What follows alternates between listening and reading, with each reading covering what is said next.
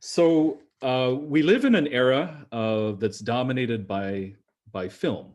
I would say it's the dominant storytelling medium. And it's what makes it stand out from other media is and other storytelling devices is that it is a very complicated uh, work of storytelling. It's art, and it's so intricate. You know, it involves scripting and storyboarding, and there's a visual composition element through the cinematography. There's the performance element, the acting. Music is so important to a good film, and then the editing is incredibly crucial too. So it's a very intricate and collaborative medium. When any one person tries to make a film just by himself, it usually isn't a good. It usually doesn't turn out too great. So it's by nature it's very collaborative. So how do we, as Christian men and women, come before the screen, and what does it mean to be literate in this way? And if you could tell from the title of this talk, my main thesis is kind of that there is a way to read a film like we might read a story from Scripture. Video Divina, we might even call it. Although I wouldn't equate it. I want to make an important caveat here. I'm not equating these kinds of stories with Scripture, which is sacred. But by analogy, I believe we can approach all of our stories, and I'm going to make the case for this. We can approach all of our filmed and digital stories and read them in light of Christ and the sort of meta story of our salvation. So to do that, I'd like to just share the screen here and go over some basic building blocks that I think you'll find interesting. These are points that I've borrowed from experts and writers, so I think have the most interesting things to say about film, as well as some of my own insights. And again, I come at this primarily as someone who's from a background in philosophy and theology. That's more than just whatever the school of filmmaking is saying, or of script writing is saying these days. Because I think theology is inherently dramatic. There's a drama to all of salvation history, right? It has a beginning and it will have an end. And in the middle of it appears, the incarnation, which is both the climax and and it's the beginning too. And it's the end, it's everything. So I'll come back to that in a little bit. But first, it can be helpful for some to think about the types of stories that we see. All stories, I'm going to argue, are a variation of the meta story, which is that we are all humans and all their foibles and adventures. We all come out of an origin, there is an origin to our dramas, and the origin is God, this Trinitarian God, and his logos, Christ, through whom all things were made. So we're going to be able to see threads of Christ in all our human stories. And we're all in a big process of returning. That's what the incarnation is about. It's Jesus now showing us the way and also giving us the means of being restored to the Father in what we call eternal life or salvation. And in the middle, you have all the many variations of tales and, that we have both in real life and also the ones we make up that are reflecting back to us this central adventurous mystery. So there's an author named Christopher Booker who has argued in a very masterful book that there are 7 basic plots to all stories. Now, some will argue that's too little, and they've said, no, there's like 30 basic stories. And others say, no, it's too many. There's actually only 5 basic stories. And one smarty pants has even argued that there's actually just one sort of plot, one basic plot. But I like Booker's thesis because 7, of course, is a scriptural number. It's a good number, and I think that there's some truth to what he has. So I'm going to just start sharing with you what some of these different story types or plot types, if you will. These are the basic. Now, if I don't know what your screen is like, but if it's blocking some of the text there, you can if you're familiar with Zoom, you can minimize the talking heads, just minimize them there. So the first plot type is called overcoming the monster. And this is a very common type of storyline that you'll come across in films. Its definition is you have a protagonist who sets out to defeat an antagonistic force, often evil, which threatens the protagonist and/or the protagonist's homeland. Now, this type of story goes back to the most ancient stories, the ancient Greek myths. Think of like the legends of Perseus, Theseus. Even in the Bible, we have David and Goliath. The earliest English myths, you've got Beowulf. Think Dracula, War of the Worlds. There's almost all war movies kind of fall in this too, if you kind of view the enemy as being this external threat. Most James Bond movies, a heck of a lot of sci-fi movies are this as well, the Alien series. So it's not always like literal monsters. It's just a threat, okay, that needs to be overcome. Okay, so that's kind of the first category. The second type of story is called rags to riches. In this type of story, you have a poor protagonist, someone who's like destitute, who has no riches, who's, and then somehow acquires power or wealth or a mate, then loses it all, then gains it back, and in that process grows as a person. This is a very common foundation to classic fairy stories like Cinderella. Aladdin is definitely this. Then you get into more modern stories. The Prince and the Pauper was like that. Also, this very interesting 80s movie with Dan Aykroyd and Eddie Murphy called Trading Places, in which a guy on the street and then a rich young fellow literally exchange places. The comedy Trains, Planes, and Automobiles with John Candy and Steve Martin. Actually, that fits a couple of these categories, but it is a story about a guy, Steve Martin's character, who just progressively loses everything, his wallet, his ability to be in control, everything, until he's absolutely destitute and totally dependent upon his traveling companion, which is John Candy. And makes a full circuit. Now, I'm also going to cite instances in the Bible where I think these story types, have a great foreshadowing or a great archetype. And here I think you have the book of Job. It fits very nicely. A guy who's has a fair amount of wealth, as you know, but then loses it all through this wager, so to speak, but then is given back, well, at least a fair bit of it, and has gone through a spiritual experience as a result. So a third type is the quest story. Here you have a protagonist and companions who set out to acquire some important object or get to a location, or in the case of Lord of the Rings, it's to actually dispose of an object at a location. Along the way, they face temptations and many other obstacles. Classic story structure. The Iliad, Raiders of the Lost Ark,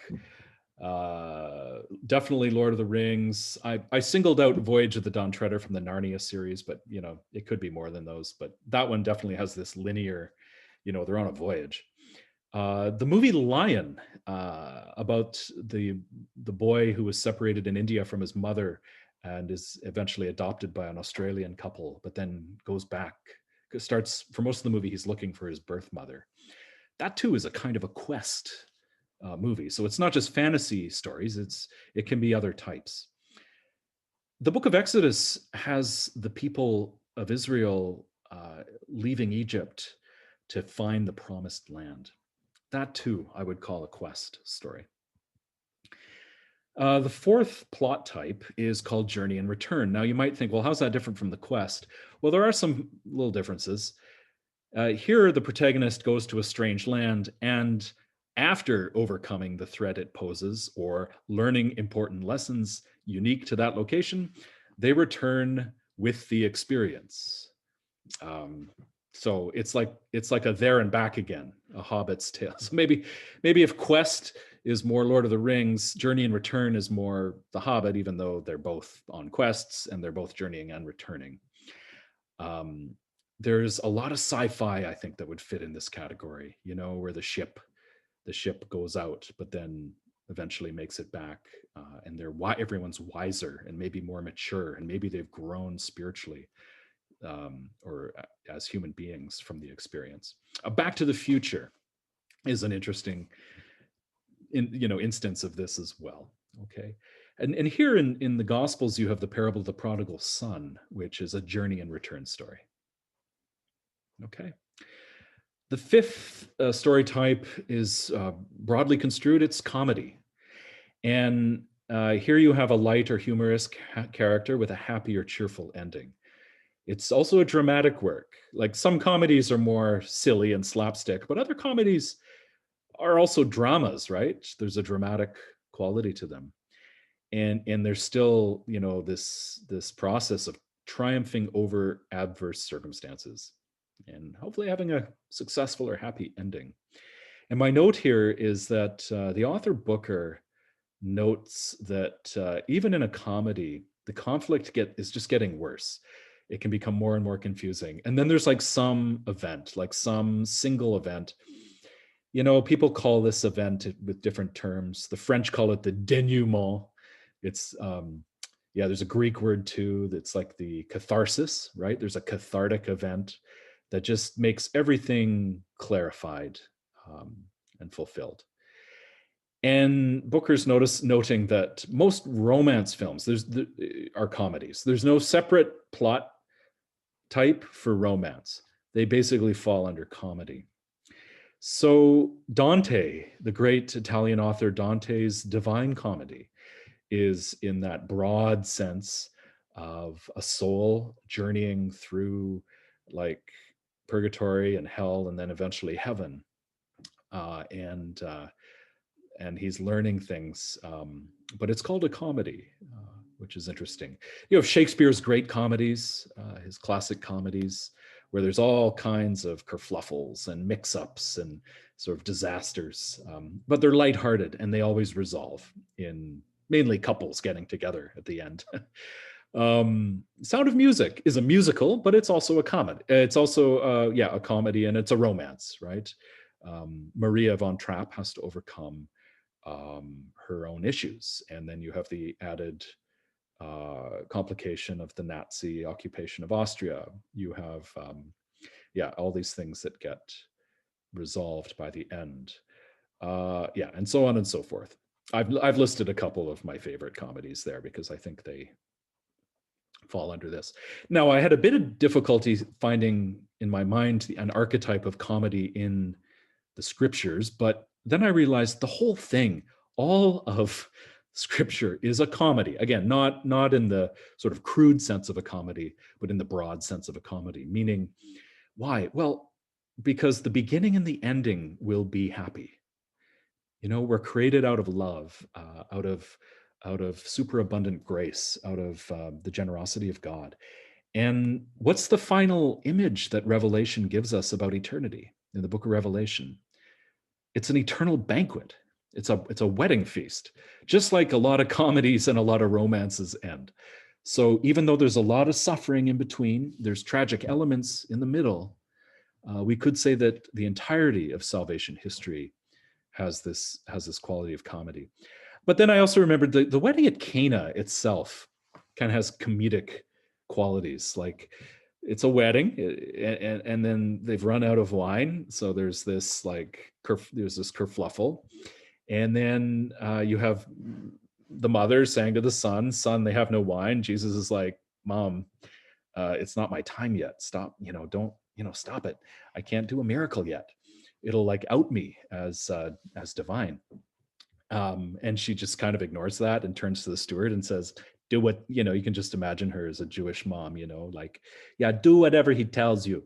And then he does. And then everyone's like, whoa, where'd the wine come from? And so, I mean, it's not it's not like knee slapping hilarious, but I think it has the qualities of comedy, if you will.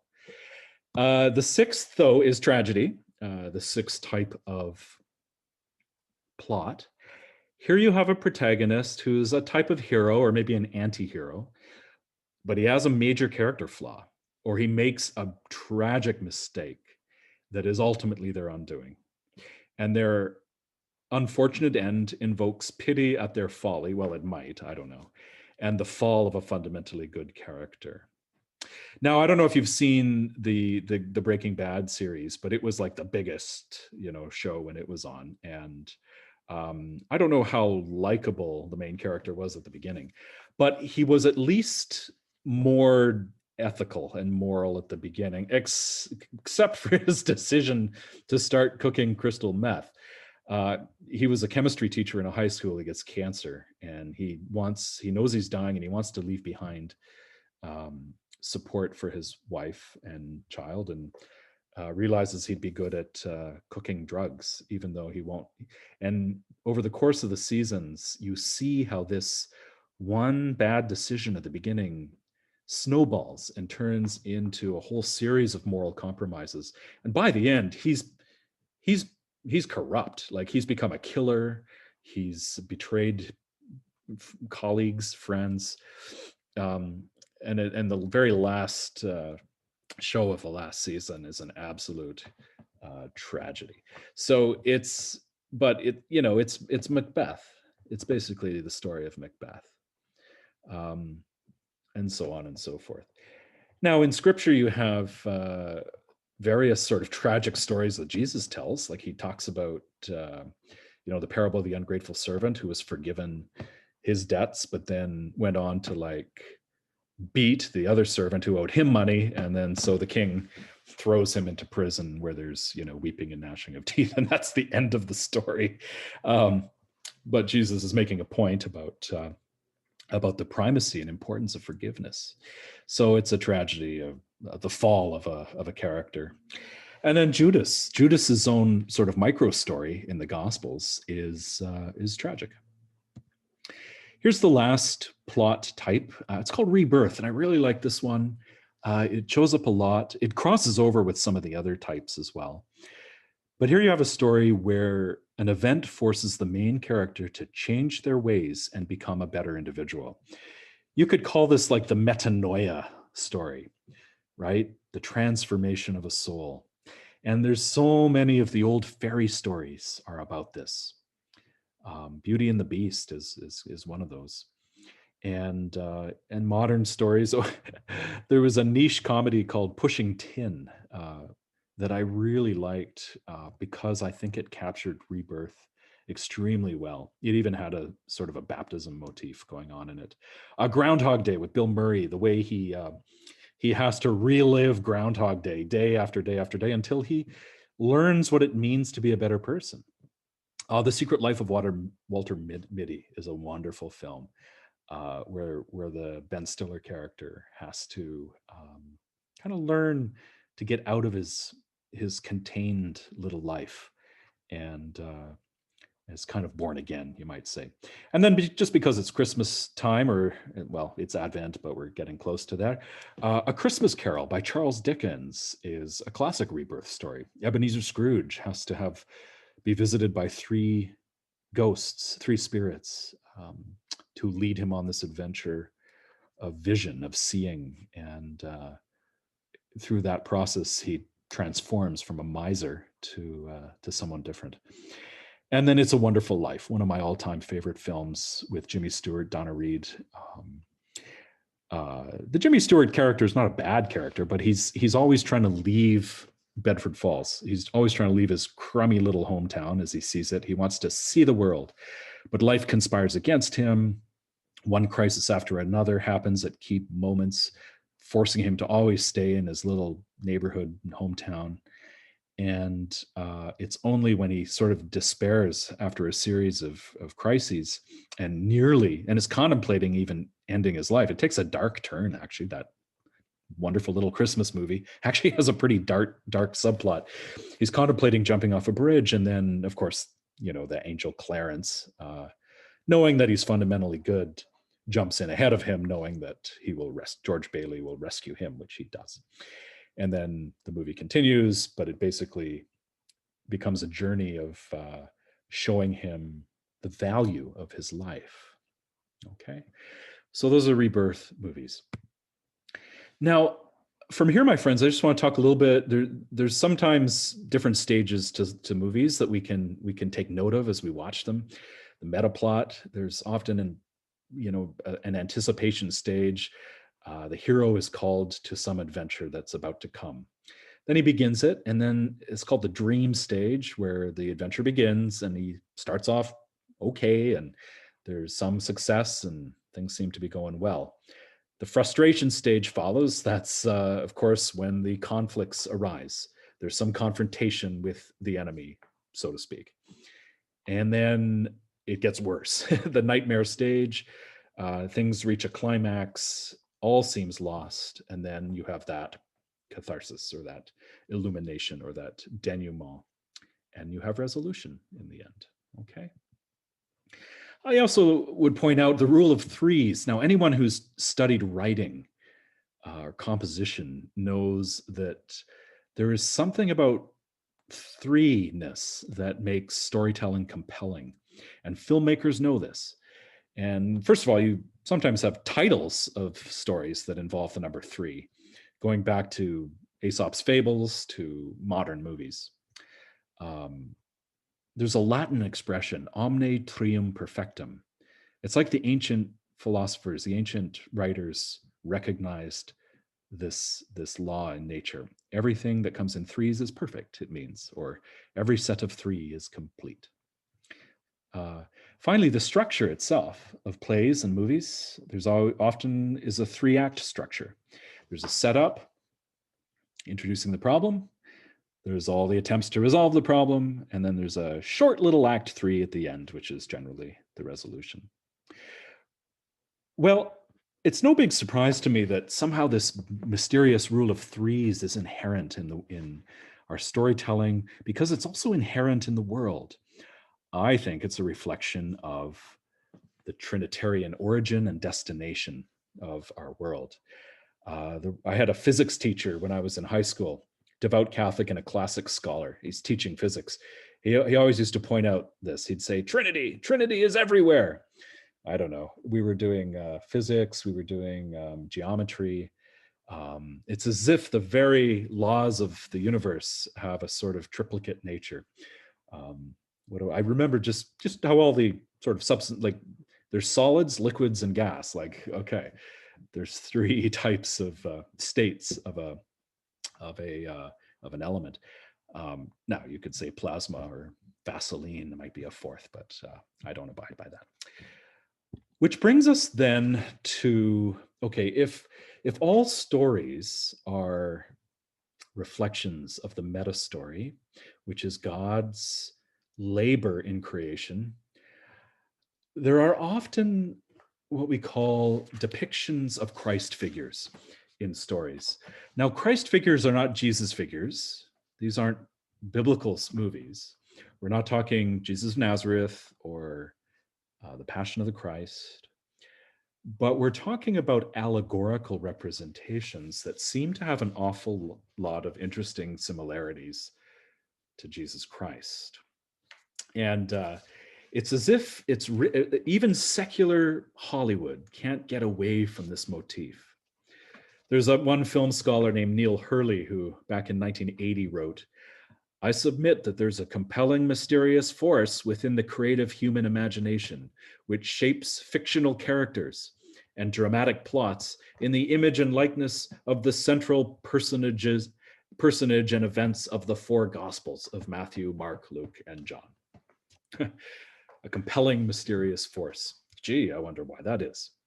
So they're everywhere in films, and it's amazing, especially if you have the eyes to see it, how frequently characters come along who are like a Messiah figure, someone who undergoes a passion, a death, and a resurrection for the salvation of others.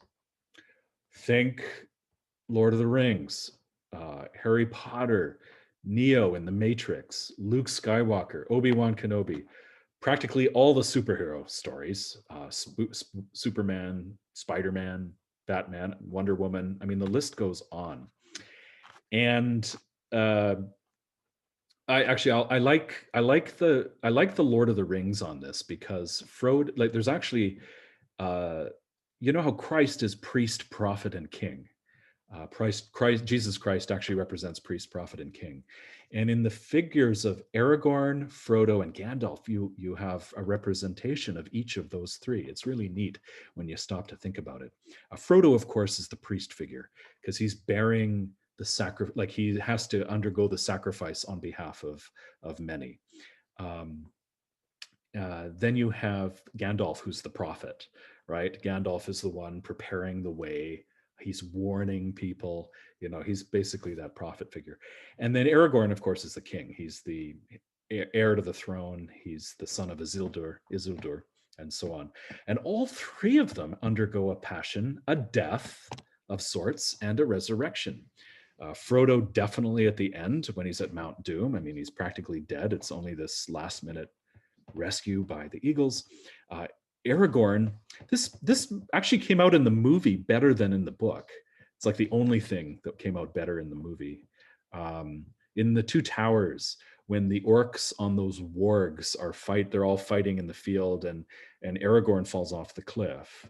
He kind of dies. He's lying there in a riverbed or something, and it's only when Éowyn kind of appears to him mystically and says, "Whatever life I have, I give to him, or give to you," and he kind of comes back to life. So there's a sacrificial substitution going on there. And then Gandalf, of course, fighting the Balrog. He literally plunges into the abyss, the Gehenna, the realm of death, and then becomes a resurrected Gandalf afterwards. Okay, now it's maybe a little more obvious in Lord of the Rings, but it shows up in a lot of other movies, these Christ figures. And so I have condensed 10 characteristics of Christ figures in films that I think are the most interesting. The first is they tend to be outsiders. It's a character who comes from somewhere else, from above, or, you know, like Superman is from another planet, or beyond their home communities. Okay. Number two, they have alter egos, which is to say, in everyday life, these protagonists have some very ordinary type of role or job, especially the superheroes. They have these kind of day jobs that are very simple, and under which they kind of hide their special status or their special mission. Number three, they tend to be, I say, special normal. So they're normal, but there's always something just a little bit different about them. They might be celibate for no apparent reason. You know, actually, like Superman, not for the whole series of some of these characters, but in some of the first installments or first movies of them, they are. Spider-Man, even at the end, has to even tell what's her name, Mary Jane. He has to tell her, "I can't pursue this romance with you because I have this special mission, or this, you know, and it's not compatible with, you know, being, you know, being a husband or being a father." Batman too. Anyway, they're slightly different from the others. Miracles and signs. Nonetheless, there are some like portents or things that point to that these characters are called. There's something different about them. Harry Potter, Luke Skywalker. Okay. There's often someone who betrays them in the course of the story. In the Matrix, pretend Matrix 2 and Matrix 3 don't exist. But in the first movie, there's Cypher, who kind of betrays them all. There's Gollum. There's just usually some character who betrays them. And then likewise, or in a similar way, there's, as I say, usually a special woman, but for some reason, it's not a straightforward romance. There's, as I said before, there's an attraction perhaps, but there's some awkwardness about it in almost every case. Like, yeah, it can't just be straightforward due to whatever the filmmakers are doing.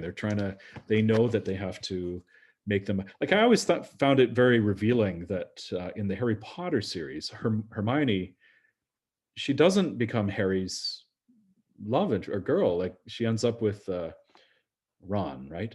Yeah. So anyway, 11, that's the girl from Stranger Things. Okay. She also is a bit of a Christ figure too. So, okay. Like, sometimes a Christ figure can be female as well. 11 would be one of those examples if you've seen Stranger Things. There's also a beautiful film called Babette's Feast that came out in the 80s, about a French woman who comes into a very cold Calvinistic town and wins a lottery, but instead of keeping the money, she spends it all on this gigantic feast. It's very Eucharistic. Okay. And then number 7, there's usually some pointing prophet figure and some kind of baptism. Morpheus, Neo falling out of his pod, and so on. There's one of the Batman movies, I think it was the middle one of the Christopher Nolan trilogy. You've got Batman in this pit. Now it's probably the second time he's been in a cave or in a hole. Like, when he was a boy, he also fell down one. So this is also a death and resurrection motif. But that's what baptism is too. It's, we plunge in the waters of the Red Sea and then we're reborn again in imitation of resurrection. Number 8, usually these Christ figures are giving a service to sometimes ungrateful people. The people don't recognize him. He's often rejected for who he is. This was the second Batman movie, the Joker. Batman takes on the blame even of the people. Green Mile, there's that prisoner on death row who actually is healing people by literally consuming their sins. Kind of a weird movie, but it based on a Stephen King story, but it was definitely there. Number 9, look for the cruciform pose, which is to say, sometimes the writers and directors even have their characters fall down, or in a position, in a posture that is clearly cruciform. One instance I noticed it recently was in the Gran Torino, that wonderful Clint Eastwood movie.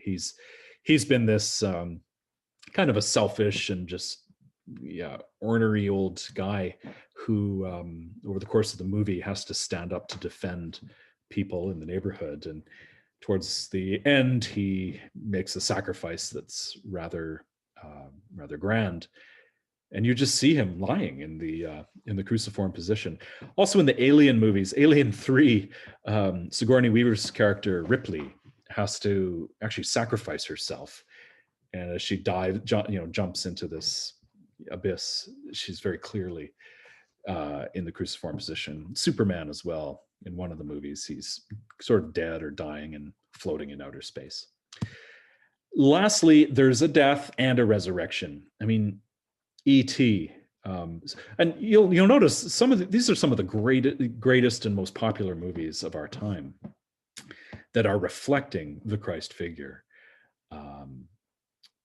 But they all seem to have a death and a resurrection in some way, all of them. So, maybe there's a couple of other characteristics. They don't fall into that, top 10, but I'll just add them anyway, briefly. Most of these characters have a simplicity of character. They're kind of innocent, if you will. I don't know. Sometimes they're literally innocent. Like, if you've ever seen The Shawshank Redemption, Andy Dufresne, the main character, he's convicted of a life sentence for, wrongfully. He didn't kill his wife, but he's quite innocent. He's literally innocent. But all these other characters are sometimes innocent in their character as well. What else? Sometimes you'll see there's 12 associates, like 12 apostles. There's a scene in The Shawshank Redemption where Andy has given his status with the warden and got them to have, they're all working on the roof of the prison. and he managed to convince the guards or the warden to give them all beer. So they're all like enjoying these cold beers on a hot day and eating some snacks or something. So it's there's 12 of them too. It's Andy and 12 of these prisoners. So it's, I would say, clearly a Last Supper allusion. What else? Look for holy exclamations. Now, usually, unfortunately, these are going to be like taking the Lord's name in vain. Like you'll have characters say OMG, or Jesus Christ, or oh my God, Christ. And often when I'm witnessing a movie and I hear them do that, I will say under my breath, have mercy on us, like try and redeem the unfortunate taking of the Lord's name in vain. However, the writers and directors are sometimes doing that on purpose. They're writing it in because there's some kind of revelation, or there's some kind of I'm not exaggerating when I say Christological thing happening. Okay, so look for it, and then also the names of the characters who are Christ figures. Sometimes they'll be named. It's amazing how many of them are named Chris, or Christopher, or Christoph, or something, or they have the initials JC. So that character in The Green Mile that I was talking about, the guy on death row, his name is John Coffey. If you ever saw, recently I rewatched the movie 12 Monkeys, this Terry Gilliam movie from the 90s. It's trending on Netflix right now because it's about a plague. It's about a virus that wipes out humanity. And in the future, they're trying to send back a prisoner, played by Bruce Willis, to try and find the origins, the people who released the virus, so they can send back someone to stop him. His name is James Cole, and he's a Christ. He undergoes so much suffering in this story. But his name is James Cole, JC. Or the Terminator movies, again, kind of a time travel, John Connor. So you start noticing these trends, and you know that nothing is by accident. And then finally, just basic, I mentioned the cruciform position, but also cross motifs and symbols. Crosses will show up in the background or in the foreground, or or even garb, Jesus garb, like the way Obi-Wan Kenobi was kind of wearing almost Middle Eastern Semitic dress. Same with Luke. Same with E.T. in his basket. E.T., who also has like the glowing heart, that comes out of his chest. All right. So, my friends, these are several things we can look for in films. But overall, I would just like to say what we're doing when we read films in this way is looking for Paschal mystery elements. Because all stories, if they're good stories, have a conflict. There's no such thing as drama without conflict. So every good story has a conflict. But every conflict is based on what we Christians would call sin or ignorance. I mean, it's in there somewhere. Therefore, how is it overcome in the story? Well, sin is overcome by some form of passion and death and resurrection. Like the character himself either undergoes it or it's given. And passion, death, and resurrection is what we call Paschal mystery. Therefore, all stories will include elements of Paschal mystery. And this is what St. Ignatius of Loyola would say is about looking to find God in all things. It's one of the famous Ignatian phrases, is to try and find God in all things. And this is one way I think we can find God in all stories. So we can look for Paschal mystery or shades of Christ in all stories. So I'm out of time here, so I will just wrap it up here. Thank you for your attention and for listening to this today. And I'll turn it over to Georgina, but I think we have time for some questions, or is this small group time? It is that small group, and after we come back from the small group, then we are going to do the Q&A. And thank you for your talk. It was really good. I was writing notes. So yes, thank you. Okay. I also want to say before you split into groups, if anyone would like to have a copy of the, well, it's kind of the, yeah, I basically have a handout that covers a lot of this stuff, a sort of graphical handout. I'm not going to post it here now, but if you email me, I will send it to you. So I'm going to put it in the chat right now, the email that you can grab, and just send me a message and I will return the message to you with the handout. Okay. Thank you. Thank you. So I have put the questions in the chat. They should be there once I split you into small groups. And let's see. That's a lot of questions, and I submitted them to Georgina, so I apologize for the length of them. So maybe I'll just say, briefly, basically what these questions are asking is, can you reflect on a movie that really moved you, that really inspired you or touched you or moved you profoundly? Like maybe a movie like that came to mind during my talk. And then it's just an invitation to maybe share, think a little bit, well, what did that character undergo that caused his or her transformation? What were they like at the beginning? What were they like at the end? What drama took place? Do you see something like Christ in there, something Christological in any way? Did he have to undergo something resembling passion, death, and resurrection? And like, what does that mean for your own life? Does it inspire you to embrace or to challenge? Or yeah, so that's it basically in a nutshell. So we'll be back in 20 minutes.